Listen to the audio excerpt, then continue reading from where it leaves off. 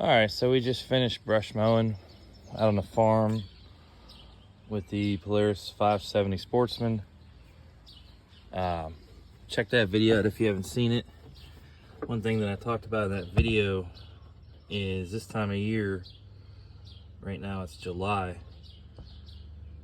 when you're brush mowing, you gotta watch your temperature as you go, because those seed pods on those high pieces of grass will come off and just come right in. Now, I cleaned this thing out with a brush a few times as I was going, but you can see it's pretty jammed up. I've actually had it a lot worse before too. So one of the easiest things that I found, if you go online on Amazon, they sell this kits by Radiator Genie, and one of them takes water, the other one's actually for an air hose. And there's lots of ways you can do this, I'm sure. This is the easiest way I find. Now you'll see with the water hose, it really pressurizes it good. That's just coming straight off my house.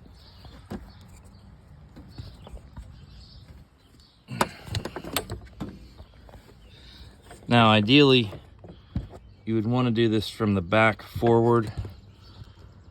Thanks to Polaris's awesome engineering, it's pretty hard to get in there, so I usually just do it from the front. It seems to work just fine. Hit it as you go. And as you can see out the back, plenty of flow.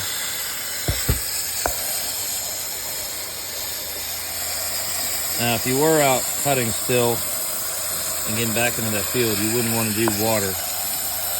You're just going to jam it up even worse. So I like to do this when I get done each time. That way when I start for the day, it's nice and clean. So again, you can kind of see all that flow. So as you can see, I kind of finished that off camera. A little bit easier with two hands. It only takes a minute or two. Like I said, a lot of people, you know, myself included, prefer to do this from the back of the radiator. That way you're not forcing stuff in there and getting it lodged, but there's enough pressure on there.